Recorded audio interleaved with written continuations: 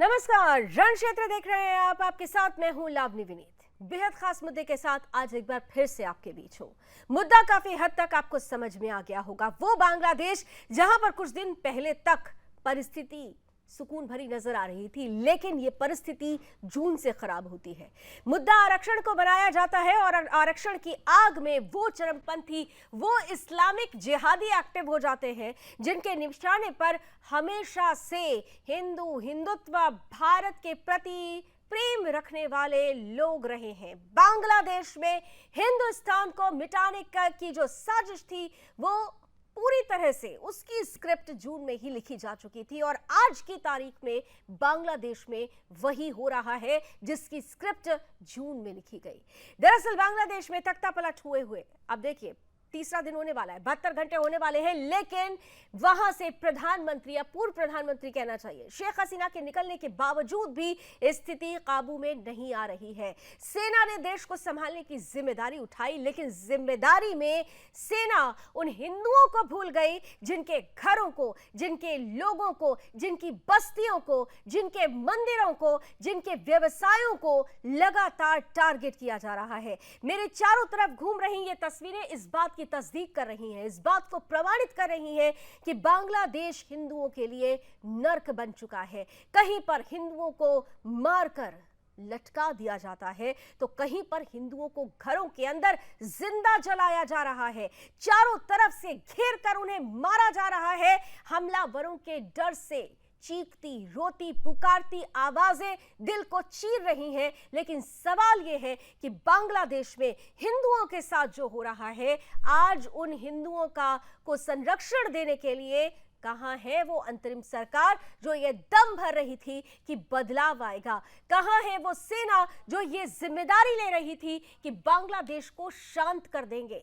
72 घंटे होने को आए हैं, लेकिन इन हिंदुओं का पुरसाहार लेने वाला कोई नहीं है। 27 ऐसे जिले हैं जहां पर हिंदुओं को लगातार टारगेट किया जा रहा है। 40 से ज्यादा आवामी लीग के नेताओं को दिन दहाड़े मौत के घाट उतार दिया गया। उन तमाम समर्थकों को मारा जा रहा है जो आवामी लीग से जुड़े हुए थे। उन तमाम हिंदुओं को मारा जा रहा है जो अपने दिल में हिंदुस्तान के प्रति प्रेम रखते हैं, जो हिंदुस्तान और बांग्लादेश की दोस्ती को अपने दिल में बसाते हैं। उन्हें जिंदा जला दिया जाता है, मारकर लटका दिया जाता है। हिंदू महिला किस कदर अपने घर से चीख पुकार मचाती हुई, मदद की गुहार लगाती हुई नजर आती है, लेकिन मदद करने वाला आएगा कौन? क्योंकि यहां पर तो जमात ने यह ठान लिया है कि बांग्लादेश से हिंदुस्तान का नामो निशान मिटा देना है। यह वही जमात है जो लगातार बांग्लादेश के बनने के साथ ही पाकिस्तान का साथ देती हुई नजर आई थी। वही जमात है ये जिस पर शेख हसीना सरकार ने बैन लगाया था, और वही जमात आज 13 सालों के बाद मुस्कुराई तब जब 13 सालों के बाद उनके ऑफिस का, उनके दफ्तर का ताला खुलता है। जमात ने जिस तरीके से बांग्लादेश को अपने जद में ले लिया है, पाकिस्तान और ISI ने जिस तरीके से बांग्लादेश को अपने जद में ले लिया है, यहां पर रहने वाले अल्पसंख्यक हिंदुओं के लिए बांग्लादेश अब नर्क से भी बदतर होता जा रहा है। जिंदा जल रही तस्वीरें इस बात को प्रमाणित कर रही हैं कि वाकई जमात ने ठान लिया है कि बांग्लादेश से हिंदुस्तान का निशान मिटा देना है। लेकिन अब इंतजार भारत के रुख का भी हो रहा है, क्योंकि हिंदुओं को ये आस है कि अब भी बचाने वाला अगर कोई आ सकता है, कोई हो सकता है, तो वो भारत हो सकता है। क्या होगा भारत का रुख? और ये जो तस्वीरें सामने आ रही हैं, इस पर वो लोग क्यों मौन है जो रोहिंग्या मुसलमानों की तस्वीरें आने पर कैंडल मार्च करते हुए नजर आते हैं, रुदन करते हुए नजर आते हैं? वामपंथी मीडिया, वामपंथी ब्रिगेड आज क्यों चुप्पी साधे बैठी हुई है? वो ह्यूमैनिटी की बात करने वाले मानवाधिकार आयोग की आज मौन क्यों है? वो क्यों चुप्पी साध रखे हुए हैं जब ऐसे समय में तस्वीरें आ रही हों कि हिंदुओं को जलाया जा रहा है, मारा जा रहा है? सवाल सभी से पूछा जाएगा और पूछना भी चाहिए। हम आज पूछेंगे रण क्षेत्र में वो सवाल। कुछ ही देर में जुड़ेंगे मेरे साथ वो खास मेहमान जो बताएंगे कि आखिर बांग्लादेश में जो हो रहा है उसकी स्क्रिप्ट आज की नहीं बल्कि सदियों पुरानी है, और जो हो रहा है वो तस्वीर हिंदुस्तान के नामो निशान को मिटाने वाली तस्वीर है।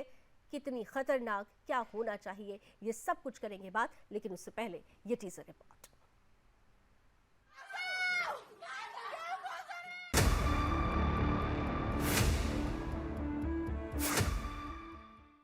प्रधानमंत्री शेख हसीना का तख्ता पलट किए जाने के बाद बांग्लादेश में इस्लामिक कट्टरपंथियों की हिंसा रुक ही नहीं रही। बांग्लादेश में आवामी लीग के नेता और हिंदू निशाने पर लिए जा रहे हैं। हरधन रॉय नामक हिंदू पार्षद को रंगपुर में मार डाले जाने की खबर है।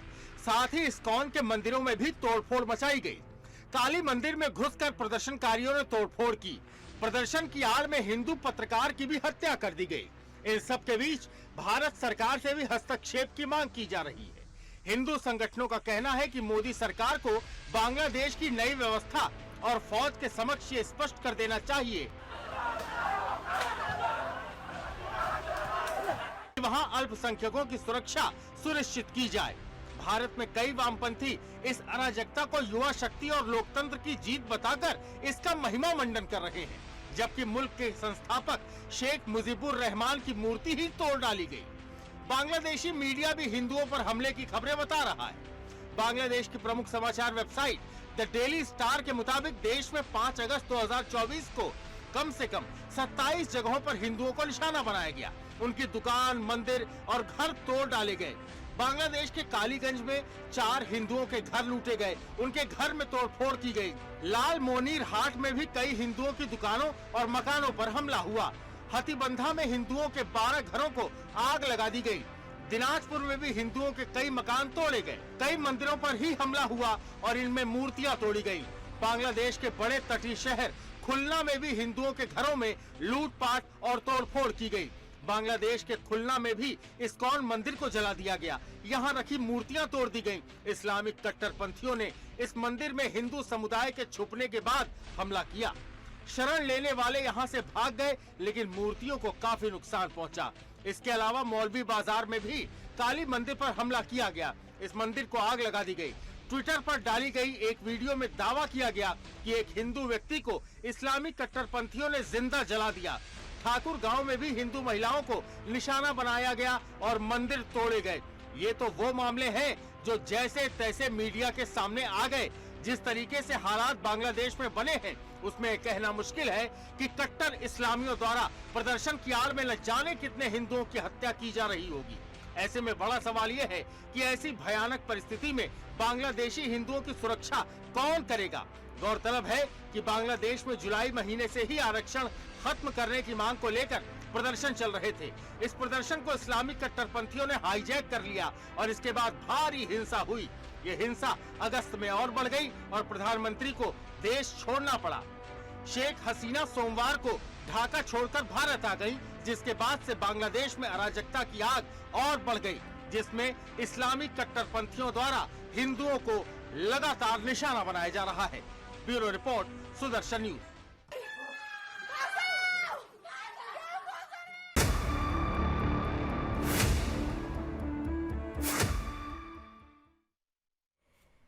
कहा यह जा रहा है कि ये एंटी शेख हसीना सेंटिमेंट्स हैं। सवाल ये है कि ये एंटी शेख हसीना सेंटिमेंट्स हिंदुओं पर ही कहर क्यों बरपा रहे हैं। ये एंटी शेख हसीना सेंटिमेंट्स है या ये एंटी हिंदू सेंटिमेंट्स है, इसको ध्यान से समझने की जरूरत है, क्योंकि यहाँ पर एक तरफ तख्ता पलट होता है और दूसरी तरफ अगर किसी को निशाना बनाया जाता है तो वो सिर्फ और सिर्फ हिंदू होते हैं। हिंदू बहुल आबादी वाले क्षेत्र होते हैं, हिंदुओं के मंदिर होते हैं, उनके व्यवसाय होते हैं। यानी स्पष्ट रूप से साफ तौर पर यह स्क्रिप्टेड था कि जैसे ही सत्ता परिवर्तन होगा वैसे ही अल्पसंख्यक हिंदुओं को, जो बांग्लादेश में अल्पसंख्यक हिंदू हैं, माइनॉरिटी हैं, उनको पूरी तरह से खत्म करना है, क्योंकि ये वो हिंदू हैं जो भारत के प्रति, हिंदुस्तान के प्रति अपने प्रेम को निरंतर दर्शाते हैं। और ऐसे में क्योंकि परिस्थिति बांग्लादेश की खराब है, इसलिए बहुत सारे सवाल उठ रहे हैं और इन सवालों के बीच में संकेत भी हैं। कुछ संकेत आज उत्तर प्रदेश के मुख्यमंत्री योगी आदित्यनाथ ने भी दिए हैं। क्या संकेत दिए हैं, जरा उन्हीं की जुबानी सुनते हैं।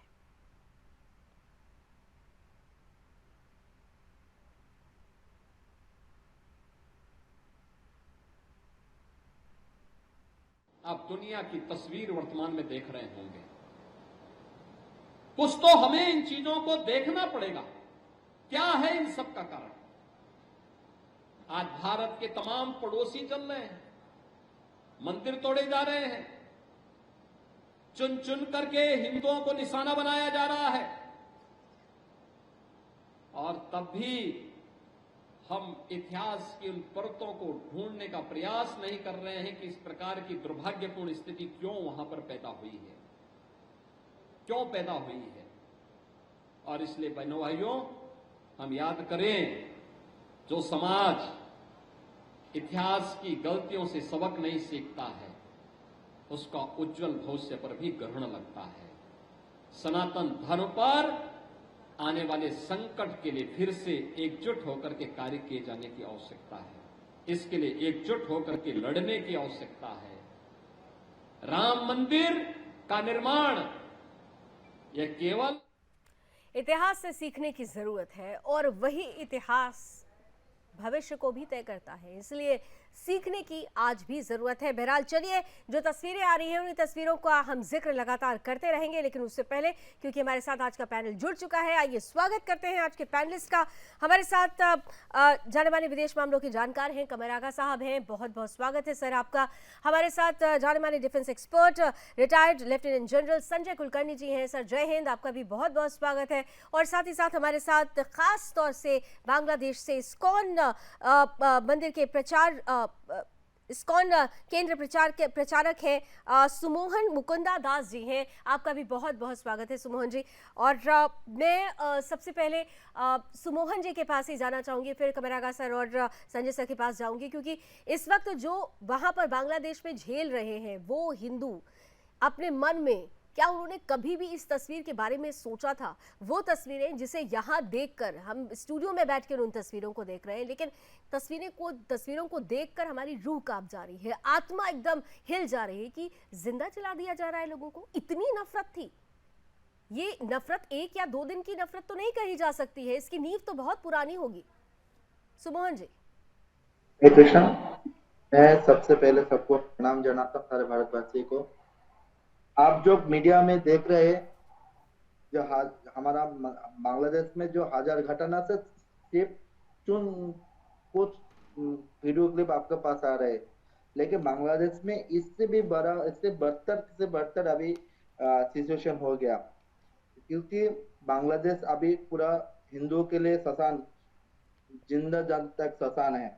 कि बांग्लादेश में हिंदुओं को इतना इस तरह का आक्रमण करे पिछले 54 साल से। बांग्लादेश में जैसे हिंदुओं को बांग्लादेश से घटने के लिए, हिंदुओं को बांग्लादेश से हटाने के लिए जो कोशिश कर रहे बांग्लादेश को, लेकिन हमारा सबसे बुरा हालत यही है कि हमारा पार्श्ववर्ती देश है, भारत महान देश है, उसमें 100 करोड़ से ज्यादा हिंदू आबादी है, फिर भी हम इनका निकटवर्ती होने के नाते हमारा बांग्लादेश में इतना सारा आक्रमण हो रहा है। एक फिर भी हमारा भारत सरकार को भारत से ऐसा कुछ अभी तक नहीं हुआ जो हिंदू को मारने की कूटने के लिए जो बाधा प्राप्त हो सके, क्योंकि हमारा बांग्लादेश में सारे हिंदू को एक ही चाहिए कि भारत सरकार कुछ करे जो हिंदू को प्रोटेस्ट करने के लिए, लेकिन ऐसा नहीं हो रहा है।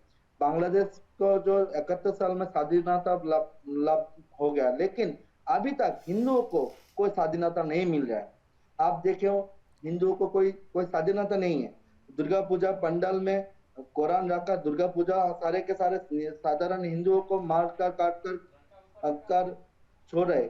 साधु सन्यासी जो मंदिर पे रहते हैं, भगवान का सेवा करते हैं, उनको चुन कर गला काट कर मार रहा है। कुछ दिन 2 दिन पहले हमारा बांग्लादेश में इस्कॉन मेहरपुर मंदिर, हमारा मंदिर को जो जिस तरह से वो लोग ध्वंस किया, वो हम तो, मेरा उम्र अभी तक 28-30 साल है, हम मुक्ति युद्ध जो नहीं देखा, लेकिन उस दिन मुक्ति युद्ध का जो हालत हो गया, वो हम मुक्ति युद्ध का जो समझ गया। अभी जो हो रहा है बांग्लादेश में, सारे जो 100 से ज्यादा मंदिर तोड़ा गया, 1000 से ज्यादा घर बारी को तोड़ा गया, लुंठन कर गया, और महिला को छेड़छाड़ किया, धर्षण भी कर रहा है। तो अभी मैं बांग्लादेश से सारे हिंदुओं के तरफ से मैं भारत सरकार को और भारतवासी को मैं एक निवेदन करता हूँ, जो आप इस जो हम आपका रिश्तेदार है, हमारा जो आपका भारत सरकार का पॉलिटिशियन का बांग्लादेश अलग हो गया, लेकिन फिर भी हम बांग्लादेशी भारत सरकार के ऊपर हम निर्भरशील है, क्योंकि हमको प्रोटेस्ट करो और हमारे लिए ऐसा कुछ करो जैसे हम इधर से हम आत्मरक्षा कर सकते हैं, क्योंकि बिल्कुल। ये भारत का काम होता है, ये भारत का संविधान भी कहता है। वासुदेव कुटुंबकम संविधान का जो पहला नीति है। तो मैं प्रार्थना करता हूँ भारतवासी को, सबको, जो अभी जो हमारा बांग्लादेश में अभी जो हो रहा है, अभी जो सामने में जो भी होगा, इसके लिए कठोर से कठोर कोई उपचार निकले, जो हम बांग्लादेश हिंदू बस सुमोहन जी, सके। यहाँ रहने वाला हर एक हिंदू आप लोगों के साथ है, और जब से ये तस्वीरें आई है आप यकीन मानिए कि भारत सरकार भी अपनी तरफ से पूरी कोशिश कर रही है कि कैसे इस माहौल से आप लोगों को बचाया जाए, आपको सुरक्षित रखा जाए। लेकिन इन सब के बीच अब कमर आगा साहब आपके पास आ रही हूँ। देखिए, स्थिति बहुत ज़्यादा ख़राब हो चुकी है। सुमोहन जी को मैंने इसीलिए उनका पहला कॉमेंट लिया कि वो क्या सोच रहे हैं, जो किसी तरीके से भागकर वहाँ से अपने आप को बचा पाए, उनके लिए परिस्थिति कितनी है। कुछ तो ऐसे हैं जिनको ये नहीं पता कि उनके पीछे परिवारों का क्या हुआ है। अब जो बच गए हैं उनकी आस सिर्फ और सिर्फ भारत सरकार से है।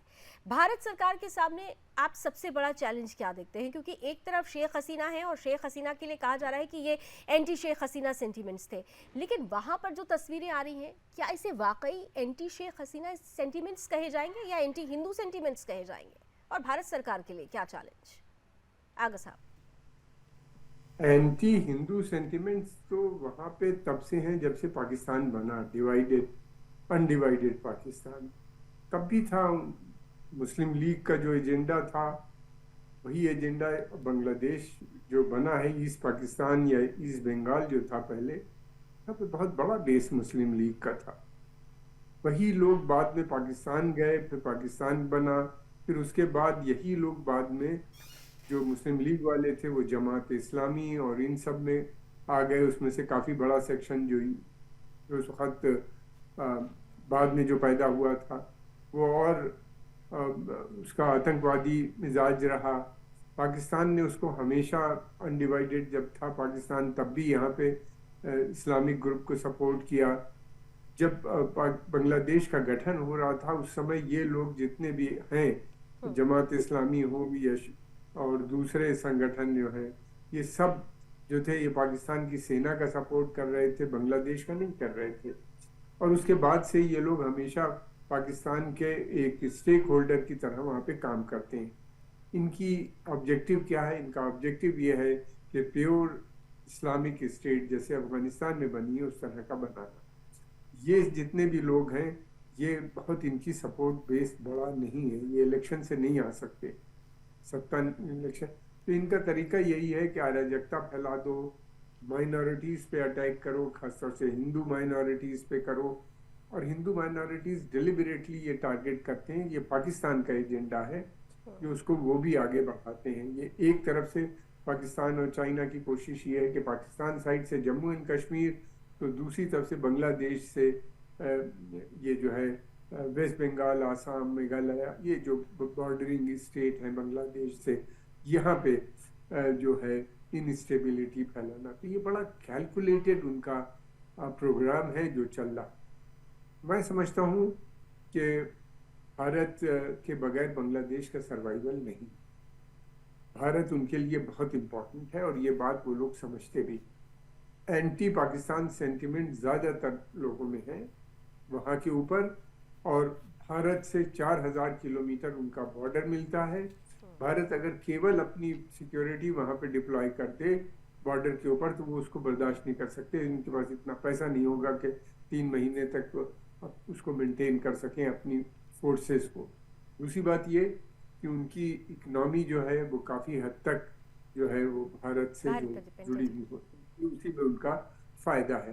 तो ये कि भारत जो है इस वक्त टच में है, वहाँ की सेना के साथ है भारत का रिश्ता बना। ये वो सेना है जिसको भारत ने बनाया था, भारत ने रेस की थी बांग्लादेश की सेना, भारत ने ट्रेनिंग दी थी, और आज भी उनके हमारा ये। दूसरी बात ये हम ये कहना चाहेंगे कि बांग्लादेश में जो हमारे हिंदू भाई हैं वो वहीं रहें तो बेहतर है।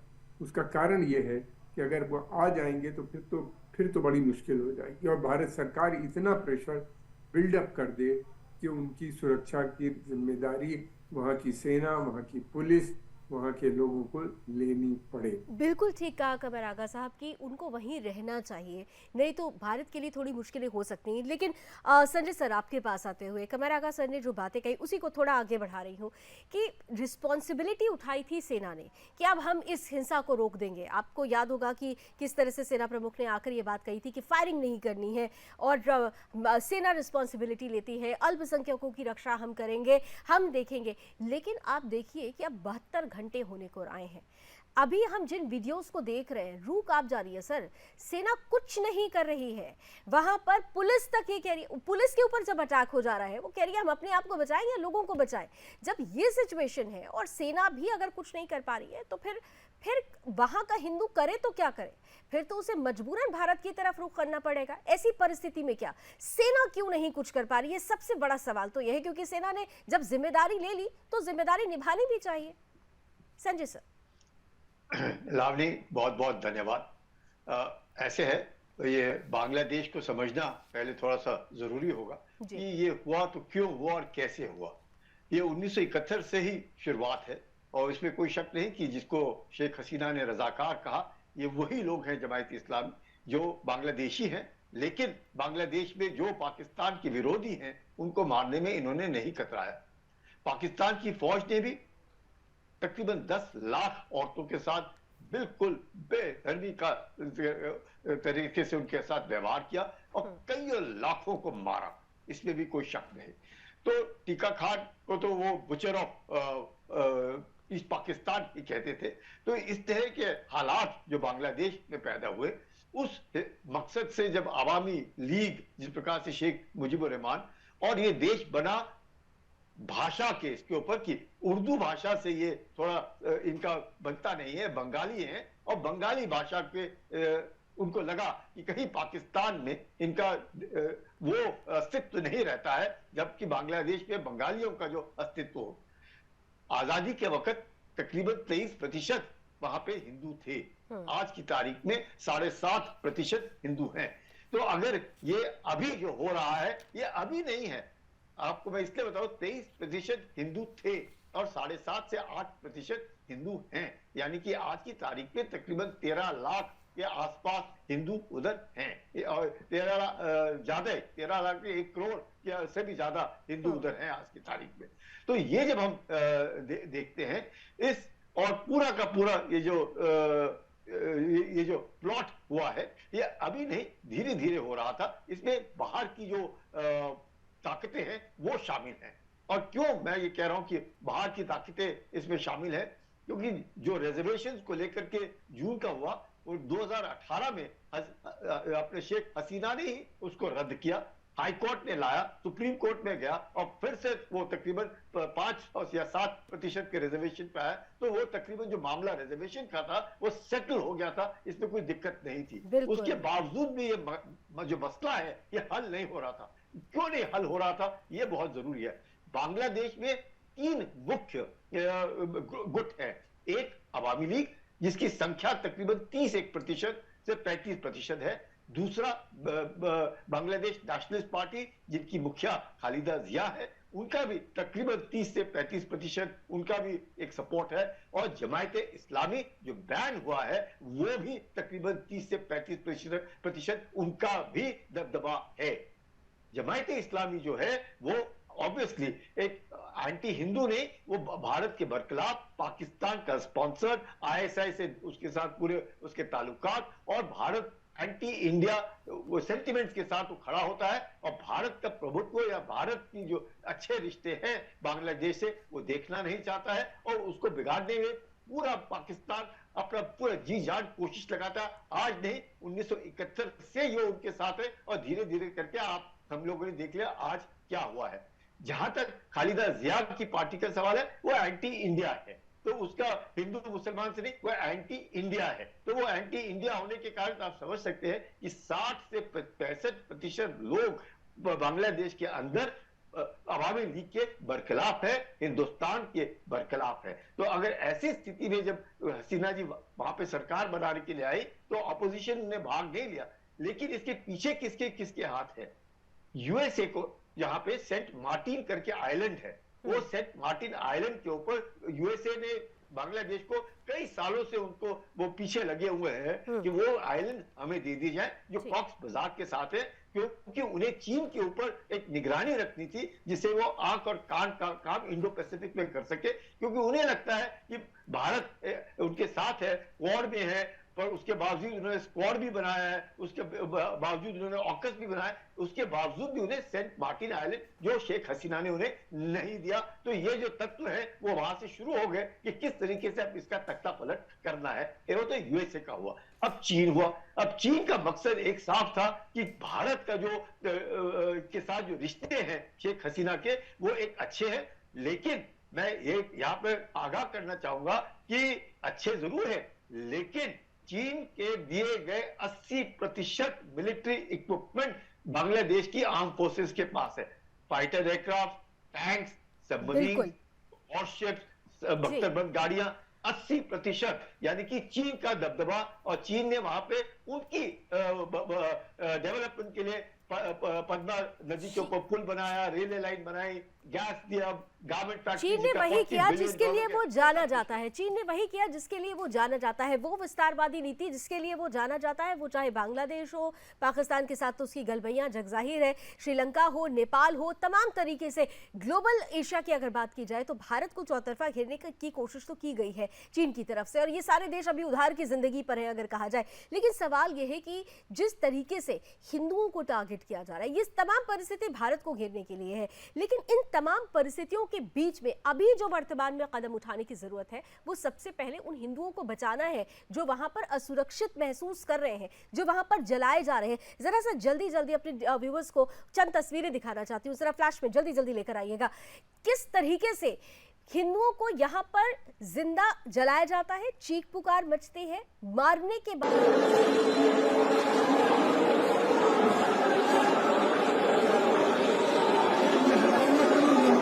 কাকে তো বললো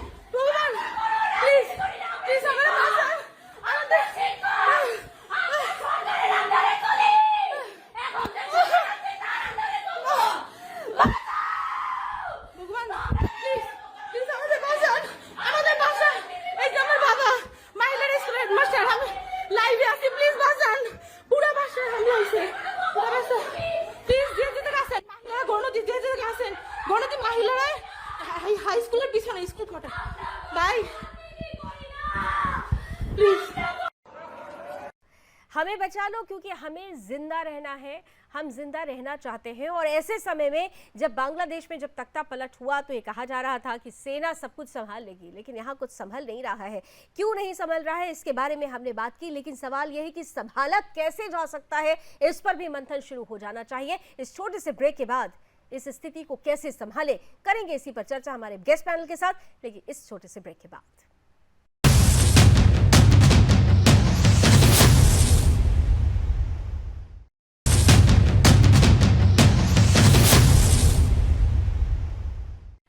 तो जमात बांग्लादेश से हिंदुस्तान का एक एक करके निशान मिटा रहा है। हिंदुओं की जो स्थिति इस वक्त बांग्लादेश में बनी हुई है वो कई सवाल खड़े कर रही है, लेकिन उन सवालों के बीच में सबसे बड़ा सवाल ये है कि भारत इन हिंदुओं को कैसे बचा सकता है। कमर आगा साहब, हमने बात कर ली कि ये जो हालात बने इसके बीज आज के नहीं है, इसके बीज 1971 में ही बो दिए गए थे। लेकिन अब सवाल ये है कि जो परिस्थिति अभी बनी हुई है उसमें भारत का क्या रुख होना चाहिए, क्योंकि देखिए दो बड़े महत्वपूर्ण मुद्दे सामने हैं। एक तरफ शेख हसीना ने असाइलम तो ले लिया है यहाँ पर, लेकिन अभी आज जो खबर आई कि वहाँ पे कुछ ऐसे लोग हैं, सुप्रीम कोर्ट के जो बार एसोसिएशन की तरफ से कहा गया है कि उनको गिरफ्तार करके आप भेज दीजिए, क्योंकि ट्रीटी ये कहती है कि आपको इन्हें भेजना होगा। दूसरी तरफ भारत की स्थिति ऐसी है कि अगर वो शेख हसीना को रखते हैं तो दो देशों के बीच के जो संबंध है उसकी प्रायोरिटी तय करना थोड़ा सा मुश्किल हो रहा है भारत के लिए। तो क्या समाधान निकाला जा सकता है भारत के परिप्रेक्ष्य की तरफ से?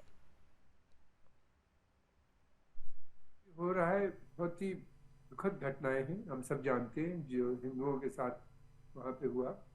तो खंडन जितना भी किया जाए कम है, लेकिन हमारा वो एक मित्र देश है। ये समस्या सरकार के साथ बनी हुई है जिसके बारे में आप बोल रहे हैं।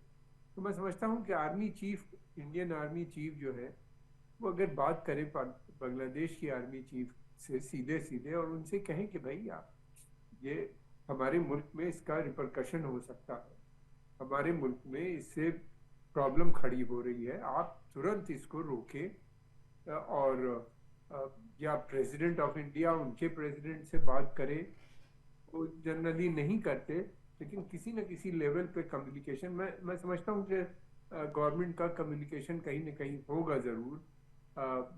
इंटरिम गवर्नमेंट बन गई है अब वहाँ पे, उसका मैं समझता हूँ वेट कर रहे होंगे। तो रात तक मुझे लगता है कि कुछ ना कुछ कम्युनिकेशन शुरू हो जाएगा जो गवर्नमेंट हमको बताएगी नहीं। जाहिर सी बात है थोड़ा समय लगेगा जब तक कि कोई concrete pressure should be buildup. Government ही कर सकती है, पब्लिक तो हम लोग डिमॉन्स्ट्रेशन उनकी सॉलिडेरिटी में यहाँ कर सकते हैं। जो कुछ हुआ वहाँ पे बंगाल के हिंदुओं के साथ, ये सारी चीज़ें यहाँ हो भी रही हैं, शुरू भी हो रही हैं और उस पर बातचीत भी चल रही है। मगर ये है कि जब तक कि गवर्नमेंट का प्रेशर, अब समय आ गया है क्योंकि इंटरिम गवर्नमेंट बन गई है, तो बात करनी चाहिए। पड़ोसी देश है, सीधा उसका असर लेकिन भारत के ऊपर पड़ेगा। अगर पलायन होता है बड़ी तादाद में, बिल्कुल सर, मेरा आपसे ही ये प्रश्न होगा। मोहम्मद यूनुस के नेतृत्व में ये इंटरिम गवर्नमेंट बनी है, लेकिन उनका जो रुख है, उनका जो रुझान है, आप अगर देखें तो वो कहीं ना कहीं से उनकी स्टेटमेंट से एंटी इंडिया की एक सुगबुगाहट जरूर नजर आ जाती है। तो ऐसी स्थिति में बात कैसे उनसे की जाएगी? ऐसी स्थिति में क्या वो उस मना स्थिति को समझ पाएंगे जिसका जिक्र हम और आप अभी यहाँ कर रहे हैं? क्योंकि जब सोच में ही भारत विरोध हो तो फिर उससे बात कैसे की जा सकती है? कमर आगा सर, मेरा प्रश्न आपसे ही था। बात तो करनी पड़ेगी, प्रेशर बिल्डअप करना पड़ेगा। फिर दूसरा तरीका है, आर्मी बिल्डअप करनी पड़ेगी बॉर्डर के ऊपर हमें। और अगर नहीं मानते हैं, अगर उनकी सोच में ऐसा ही है, तो फिर तो हमें मैसिव कोई दूसरे तरीके जितने भी होते हैं, गवर्नमेंट जानती है किस तरह से किया जाता है इन चीज़ों को, तो वो सब अप्लाई करने पड़ेंगे। जो हम पाकिस्तान के साथ करते हैं, हम वो स्थिति चाहते नहीं है। अभी भारत नहीं चाहता कि टू फ्रंट, दोनों तरफ से एक साथ प्रॉब्लम आए, यहाँ भी आतंकवाद वहाँ भी। तो उसकी वजह से गवर्नमेंट ने थोड़ी ढील दे रखी है, वेट कर रहे हैं। गवर्नमेंट बन गई है, अब वहाँ पे इंटरिम गवर्नमेंट का गठन हो गया है, तो मैं समझता हूँ कि ये जो डिप्लोमेटिक एक्टिविटी है वो तेज हो जाएंगी। आज डिप्लोमेटिक एक्टिविटी तेज हो जाएगी, कमर आगा सर ये कह रहे हैं। लेकिन संजय सर, सवाल ये है कि डिप्लोमेटिक एक्टिविटी तब तेज होती है जब हम ये डिसाइड कर लें कि जो हमारे फ्रेंड्स होते हैं और जो हमारे ख़ास तौर से जो पोटेंशियल फ्रेंड्स होते हैं उनमें एक डिफरेंस होता है। जब तक शेख हसीना थी तब तक स्थिति अलग थी, अब जो सरकार है उसकी स्थिति अलग है। क्या वाकई उस सरकार के सामने वो बातें रखना आज भारत के लिए ईजी होगा, ईजी गो ऑन जिसे कहते हैं? क्योंकि वहाँ पर तो आप देखिए, जब सरकार अपने लोगों की ही नहीं सुन रही है, अभी सुमोहन जी बैठे हुए हमारे साथ, वो अपील कर रहे हैं, अपील को नहीं सुना जा रहा है, तो फिर किस तरीके से वो भारत की बात को सुनेगी? और वो भी ऐसे समय में जब वो चाइना और पाकिस्तान के हाथ में खेल रहे हो।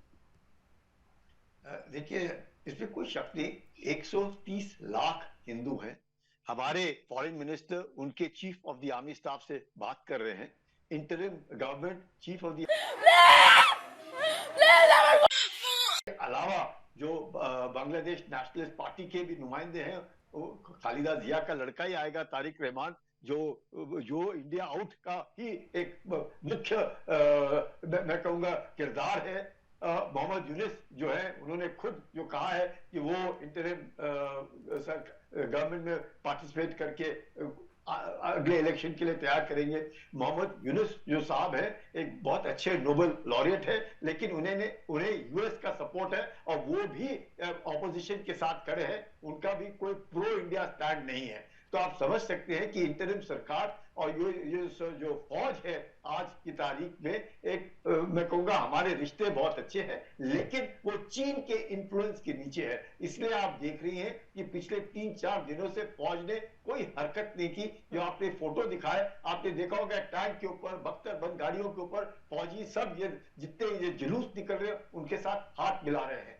पुलिस वालों ने वहां पे स्ट्राइक कर रखा है, पैरामिलिट्री फोर्सेस रास्ते पे नहीं है। तो खुले आम जिसे बोलते हैं, एक तरीके से गुंडागर्दी कह सकते हैं। वो कुल जिस प्रकार से वो प्रधानमंत्री के घर में गए हैं और पार्लियामेंट में गए हैं, जिस प्रकार से तोड़ फोड़ हो रही है, ये साफ दर्शाता है ये सिर्फ हिंदुओं के बरखिलाफ ही नहीं, आवामी लीग के भी 40 नेताओं को उन्होंने मार करके खत्म कर दिया है। उन्होंने कितना का नुकसान किया है, होटल जला दिए।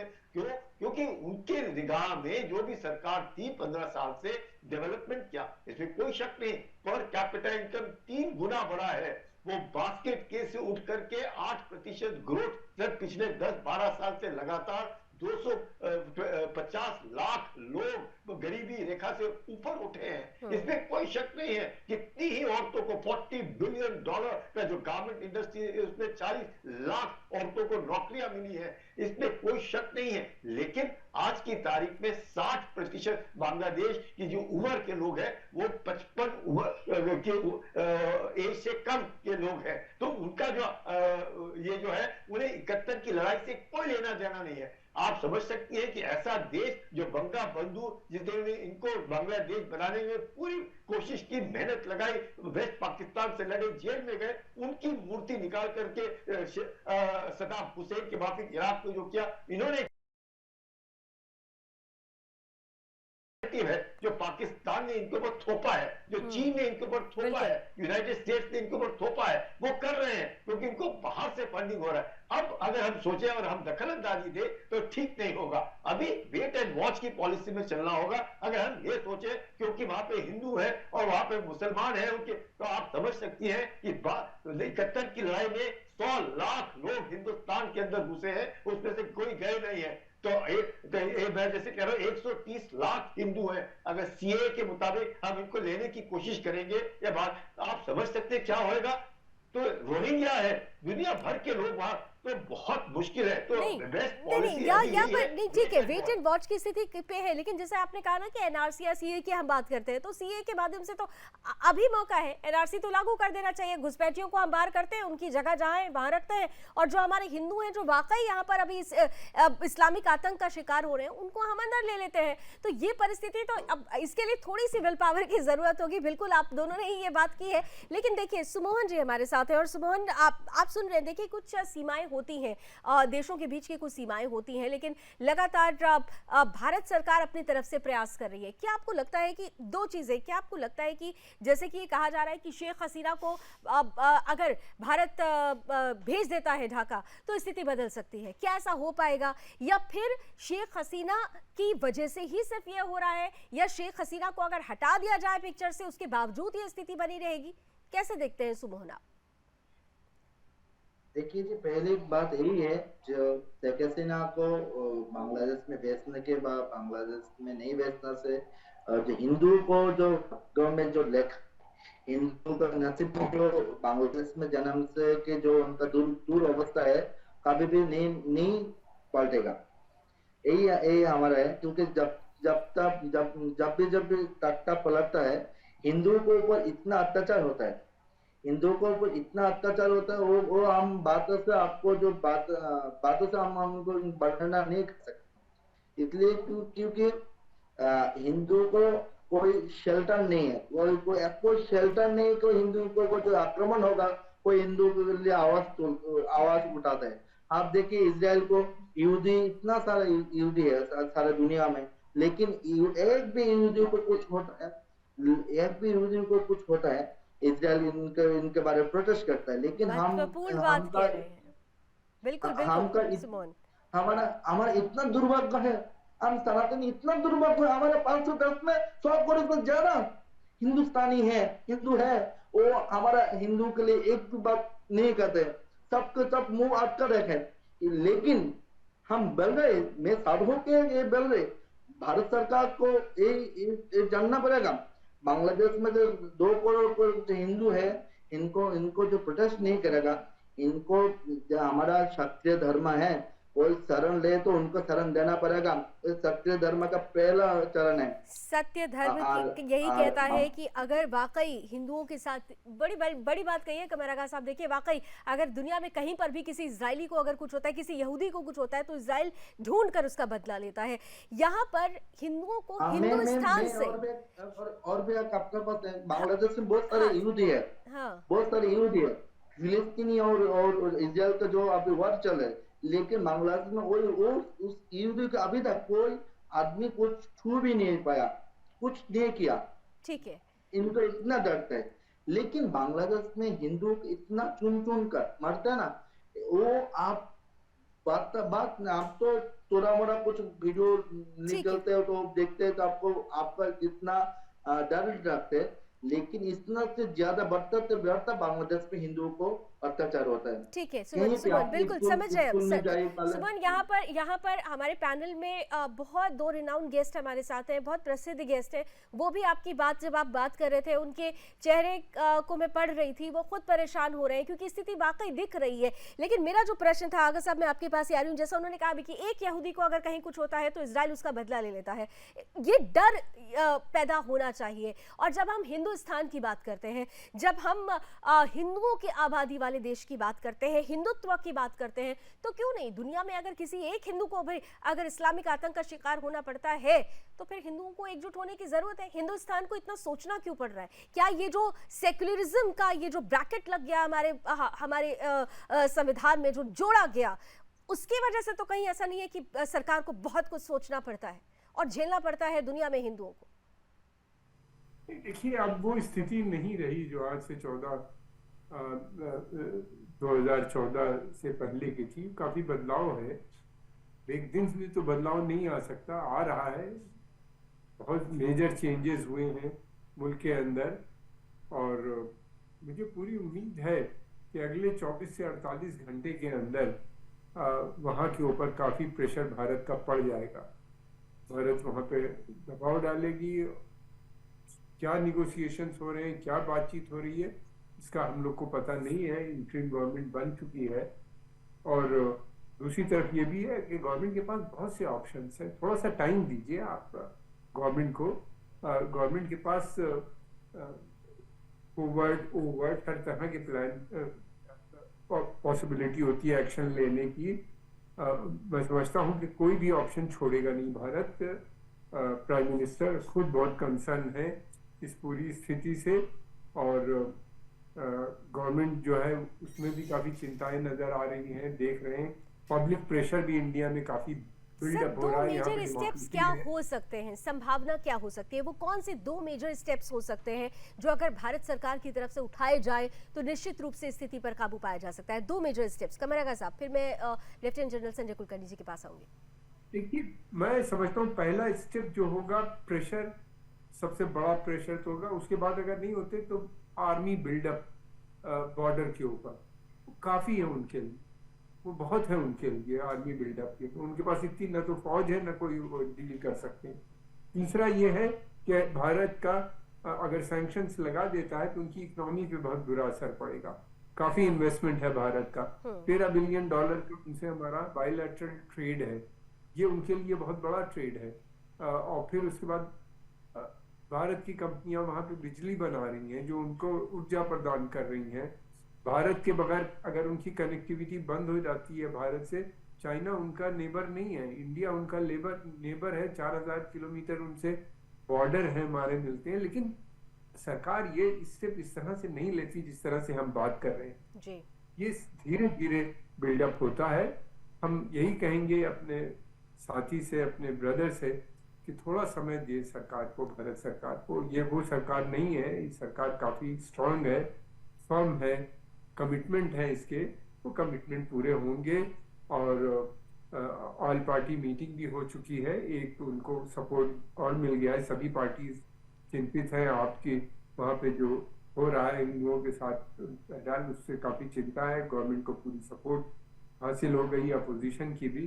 तो एक्शंस जो भी लेने होंगे ये गवर्नमेंट बता के तो नहीं लेती हमारे कहने से, वो अंदर क्या हो रहा है, किस तरह से डील हो रही है, क्या प्लानिंग है। किसी के होम मिनिस्ट्री का अलग होगा, प्लान से बन रहा होगा, फिर उसके बाद डिफेंस मिनिस्ट्री, कोऑर्डिनेशन, बहुत चीज़ें होती हैं, फैक्टर्स होते हैं, वो इनको करके दूसरे देशों का भी प्रेशर बिल्डअप करना, पश्चिमी देशों से भी बात हो रही होगी। एक भारत का बड़ा विस्तार तरीका होता है जब मूव करते हैं। ठीक है, ये वर्तमान भारत है, मल्टी प्रॉन्ग एक्शंस लेता है। लेफ्टिनेंट जनरल साहब इस शब्द को बहुत अच्छे से समझते हैं, क्योंकि आर्मी का ही ये शब्द है, खासतौर पर मल्टी प्रॉन्ग एक्शंस लिए जाते हैं संजय कुलकर्णी जी। और वही जैसा कि आगा साहब कह रहे हैं कि भारत भी कुछ ऐसे ही एक्शंस लेगा, थोड़ा सा समय है। लेकिन सवाल देखिए, तब जब तस्वीरें आती हैं तो मन में बस ये उठता है कि कहीं देर ना हो जाए, क्योंकि जो परिस्थिति है वो वाकई हम कल्पना नहीं कर सकते। बिल्कुल हम यहाँ बैठ के एक डिबेट कर सकते हैं, हम चिंता जाहिर कर सकते हैं, जो लोग झेल रहे हैं उनकी परिस्थिति को हम शब्दों में नहीं बयां कर सकते। इसलिए जरूरत है कि जल्द से जल्द कदम उठाया जाए।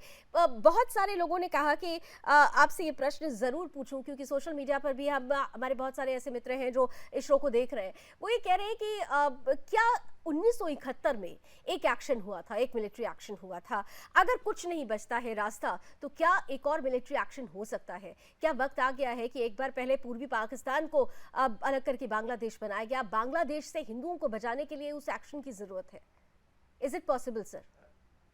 लावनी, 1971 में मुक्ति वाहिनी बनी थी और मुक्ति वाहिनी की मदद में फौज गई थी और फौज ने फिर बांग्लादेश को पाकिस्तान से लिबरेट कराया, ठीक है। और पाकिस्तान की फौज ने सरेंडर किया। मुक्ति वाहिनी, ये मुक्ति वाहिनी वो है जो आज अवामी लीग जिसे कहा जाता है, जिसके सदस्य ज्यादा से ज्यादा उसमें थे। और काफी कुछ खालिदा जिया के जो जियाउर रहमान जो उनके जनरल साहब, उनके जो पति थे, वो भी उसमें उस वक्त मेजर थे और बाद में chief of the army staff बने। तो ये जो इस तरह के जो कदम होते हैं, ये ऐसे नहीं उठाए जाते। आफ्टर ऑल भारत जो है एक बड़ा रिस्पॉन्सिबल देश है। जैसे हम लोग, आप जैसे कह रहे हैं कि एक यहूदी को हो जाता है तो पूरा इजराइल उसके पीछे लग जाता है, और हॉस्टेजेस जब तक 100 आदमी रिलीज नहीं होते हैं, तो आप देख रहे हैं कि उन्होंने गाजा पट्टी में 40,000 लोगों को मार दिया, लाखों के तादाद में लोगों को घायल किया और पूरा तबाह कर दिया। भारत ऐसे नहीं कर सकता है। भारत के अपने असूल है, भारत अपने नियमों से चलता है। चाहे हम लोगों का खून खौलता होगा, लेकिन हम लोगों को साथ में रहना है, एक साथ रहना है। तो जो बांग्लादेश में जो हिंदू हैं, जैसे कमल आगा साहब, थोड़ा सा सब्र करना पड़ेगा, क्योंकि सिर्फ हिंदू ही नहीं, मुसलमान भी मारे जा रहे हैं बांग्लादेश के अंदर, बेतरतीब मुसलमान मारे जा रहे हैं। वो क्यों? वो कि 1971 या तो फिर जो बांग्लादेश में जो हिंदू हैं वो सारे के सारे अगर ये कहते हैं कि हम नहीं रहना चाहते, पलायन करना चाहते हैं और भारत में आना चाहते हैं, तो क्या वो आना चाहेंगे?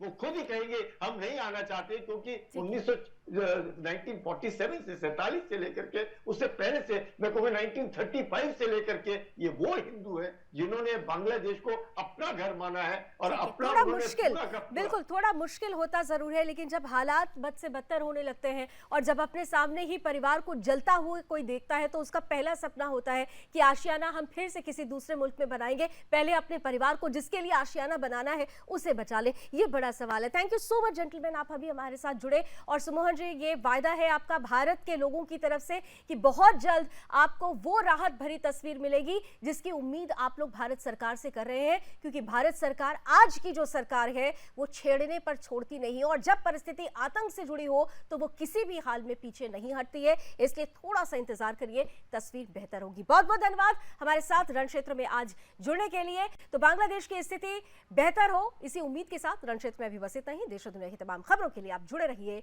सुदर्शन न्यूज के साथ। जय हिंद।